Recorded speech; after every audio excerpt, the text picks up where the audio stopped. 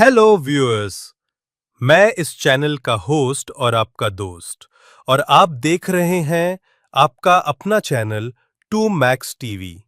इस चैनल पे आपको न्यू और इंटरेस्टिंग स्टोरीज देखने को मिलेंगे, और अगर आपको इस स्टोरी का कोई भी सीन या कोई भी लाइन पसंद आए तो चैनल को सब्सक्राइब करना न भूले। स्टार्ट करते हैं स्टोरी को बिना किसी देरी के। वीरपुर गांव में मंगला नाम की एक औरत अपने पति मुरारी के साथ रहती थी। मंगला और उसका पति मुरारी दोनों एक समोसे का ठेला चलाते थे। मंगला बहुत ही बढ़िया और स्वादिष्ट समोसे बनाती थी। गांव के सभी लोग मंगला के ठेले से ही समोसा लेकर खाते थे। मंगला 5 समोसे देना। मंगला दीदी 2 समोसे मुझे भी दे देना। कुछ भी कहो मंगला, ऐसे समोसे इस पूरे वीरपुर गांव में कोई नहीं बनाता। वाह वाह वाह वाह। मंगला और मुरारी दोनों मिलकर अच्छा कमा लेते थे।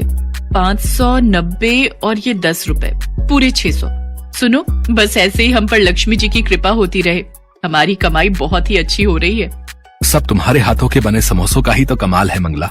सुनो, कल जल्दी उठ जाना। समोसे बनाने का सामान खत्म हो रहा है, जल्दी मंडी हो आएंगे, क्योंकि टाइम पर समोसे बनाकर ठेला भी तो लगाना है। ठीक है, तुम मुझे जल्दी उठा देना। अगले दिन मंगला और मुरारी दोनों समोसे का सामान लेने मंडी जाते हैं। भैया, सबसे बढ़िया वाले 20 किलो आलू कर दो। ये 30 रुपए किलो वाला आलू है, ये कर दूं? बढ़िया है ना, और मीठा नहीं होना चाहिए आलू, ना ही खराब। ये मटर तोल दो, प्याज और बाकी हरा धनिया, हरी मिर्च। मंगला और मुरारी इसी तरह सब्जी वाले से बढ़िया सब्जी खरीदते हैं।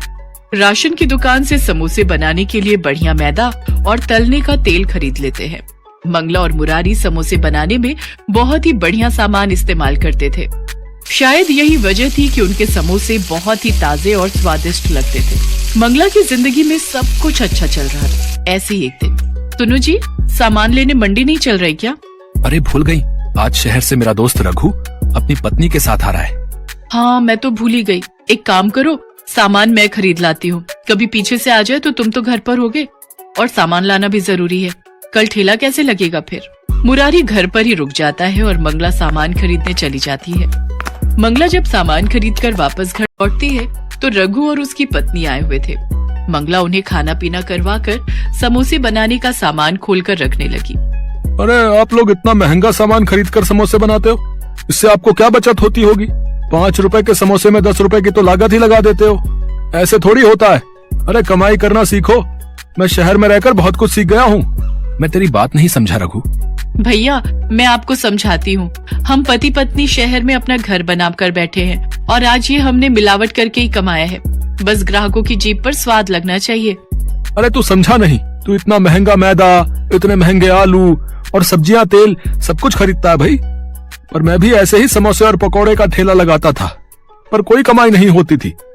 फिर मैंने शहर जाकर देखा कि सस्ता सामान लगाकर भी उतनी ही कमाई होती है जितना कि महंगा लगाकर। हाँ, सबसे घटिया मैदा और सूजी खरीदो और शाम के समय मंडी जाओ, जहाँ सब्जियां छट जाती हैं, वो सस्ते में खरीद लेता हूँ। अब कोई खराब थोड़ी होता है सामान, बस थोड़ा पुराना ही तो होता है। ग्राहक कौन सा देख कर आया है? कितनी दुकानों पर सामान खरीद कर खाते हैं, अपने ऊपर कोई बात थोड़ी आती है। हाँ। मंगला रघु और उसकी पत्नी की सारी बातें सुन रही थी।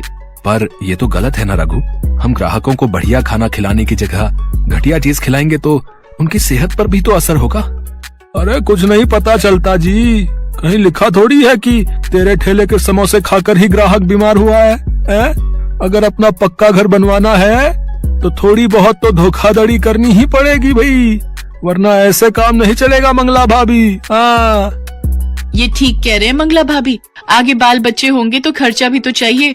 अभी से ये सब शुरू कर दो, वरना बाद में बहुत पछताओगे। कब तक रोजाना की कमा कर खाते रहोगे? कुछ तो जोड़ोगे ही ना। रघु और उसकी पत्नी की बात मंगला के दिमाग में घर कर गई।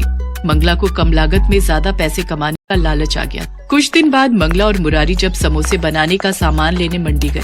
क्या हुआ मंगला दीदी, आज सब्जियां नहीं खरीदनी?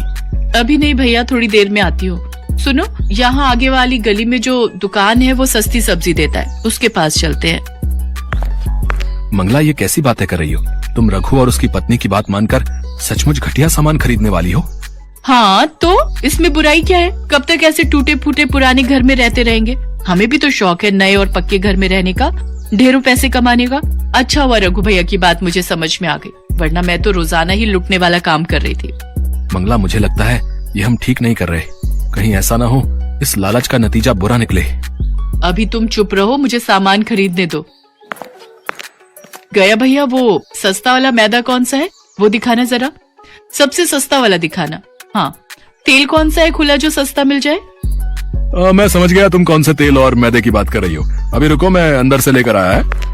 दुकानदार अंदर गोदाम में से कुछ मैदे और आटे के कट्टे साथ में तेल की बोतलें लेकर आता है।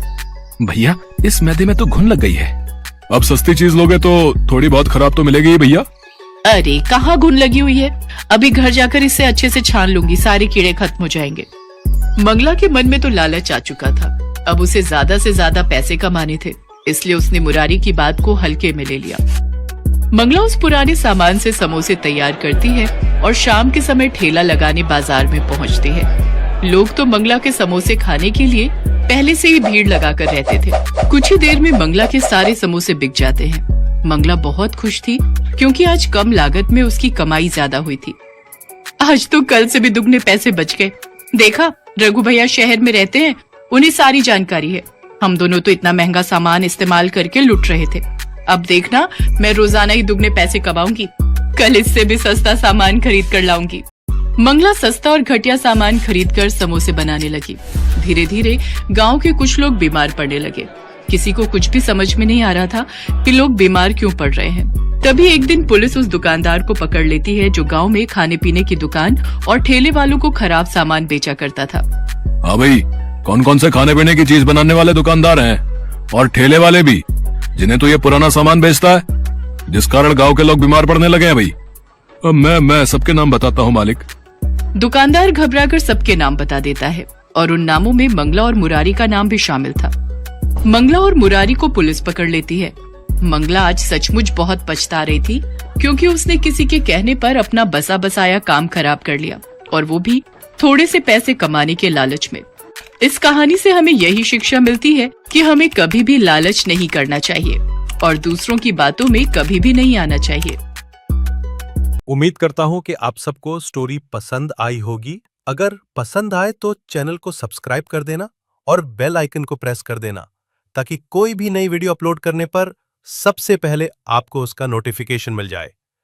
तब तक के लिए take care and subscribe. Thanks for watching the video.